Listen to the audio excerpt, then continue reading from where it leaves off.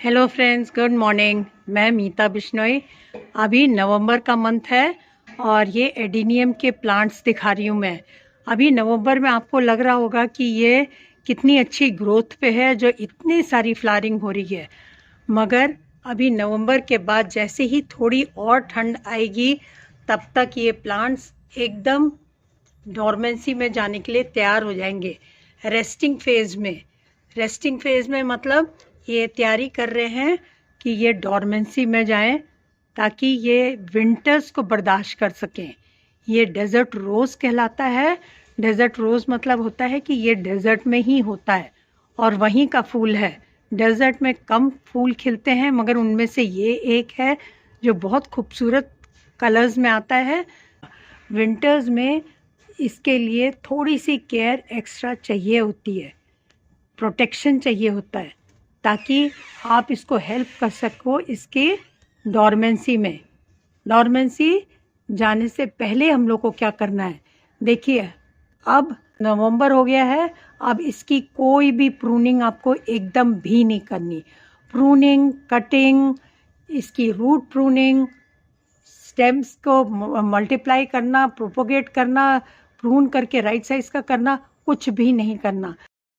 In plants की जो भी कटिंग प्रूनिंग आपको करनी थी, वो बारिशों के बाद करनी थी। जैसे मैंने इसकी हार्ड प्रूनिंग की थी, इसको मैंने शॉर्ट रखना था, तो इसको बहुत अच्छे से प्रून करके रेनी सीजन के बाद जब एकदम बारिश बंद हो गई थी, जैसे यहाँ से देखिए प्रून्ड हैं, ये सारी सूख चुकी हैं मॉइस्चर से। नहीं तो बारिशों में तो एकदम ही प्रून नहीं करना। बारिश के बाद जब लास्ट बारिश हो, वेट करके उसके बाद प्रून करनी है। अगर आपका किसी वजह से प्रूनिंग रह जाती है, तो आप इनकी प्रूनिंग कर सकते हैं जब ठंड ख़त्म हो जाए, जब ये फरवरी में धीरे धीरे करके डोरमेंसी से बाहर आ रहे हों, रेस्टिंग फेज से बाहर आ रहे हों, तब आप इनकी दोबारा प्रूनिंग कर सकते हैं। क्योंकि उसके बाद इनका ग्रोथ का पीरियड होगा, बहुत फास्ट ग्रोथ होगी और नई नई लीव्स आएंगी, नई स्टेम्स आएंगी, और स्टेम्स के साथ साथ आपको बहुत सारी लीव्स भी दिखने लगेंगी। तो ये टाइम होता है वार्मथ का, जब इनमें आपको ग्रोथ दिखेगी। तब आपको उससे पहले ही प्रून कर देना है। प्रून करने से बहुत सारे एडवांटेज होते हैं। एक तो प्लांट साइज़ का रहता है, शेप ठीक रहता है, और जब आप प्रून करते हैं तब ज़्यादा स्टेम्स निकल के आती हैं। जहाँ से भी प्रून करेंगे उसके बाद, जैसे ये लास्ट ईयर की प्रून्ड है, तो यहाँ से 2-3 ब्रांचेज आ गई हैं, और जितनी ब्रांचेज आएंगी उतनी ही इनमें फ्लावरिंग होगी हर नई ब्रांच पे। तो प्रूनिंग का टाइम अब निकल गया है। अब अगर आपको प्रून करना है प्लांट को, तो सर्दियों के बाद फरवरी में आप कर सकते हैं। बस प्लांट को क्लीन रखना है, धीरे धीरे करके आपके फ्लावरिंग कम हो जाएगी। और क्लीन रखना है प्लांट को, जो ड्राइड फ्लावर्स हैं वो हटाते रहना है, और जो लीव्स हैं येलो होके अपने आप ही झड़ने लग जाएंगी। जैसे ये येलो हो रही है और यहाँ पर भी बहुत सारी येलो होने लग रही हैं, ये सारी चीज़ें हटा के अपने आप क्लीन हो जाएगा।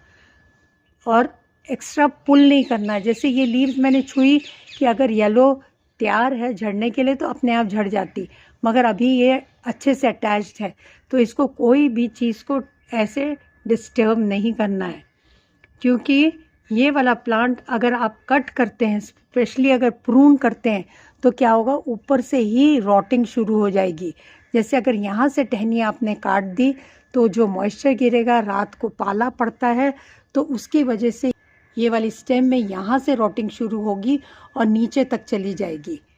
तो रॉटिंग 2 जगह से शुरू हो सकती है, टिप से या फिर इसके कॉडेक्स से। कॉडेक्स अगर आपने पानी ज़्यादा डाल दिया, तो इसके कॉडेक्स से ही इसकी रॉटिंग शुरू हो जाएगी।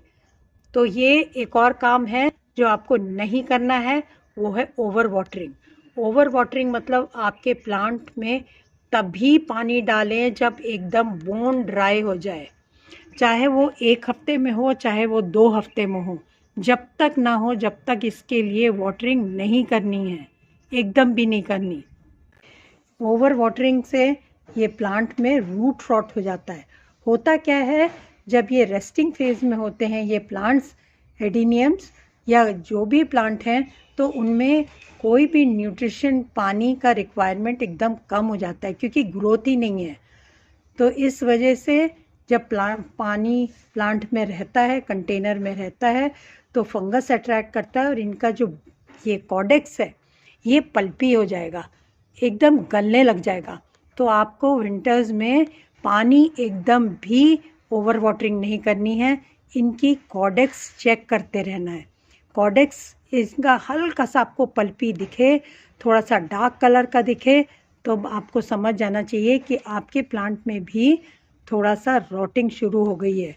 अब नेक्स्ट जो चीज़ आपको नहीं करनी है वो है आपको इसमें पानी जब डालें तब खाली थोड़े से कंटेनर में डालें, और इसके अलावा आप इसके स्टेम्स को एकदम भी धोने की ज़रूरत नहीं है।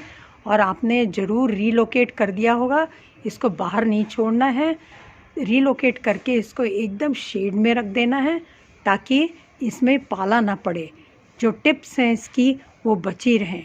और देखें क्या चीज़ नहीं करनी है आपको इन एडिनियम के प्लांट्स में।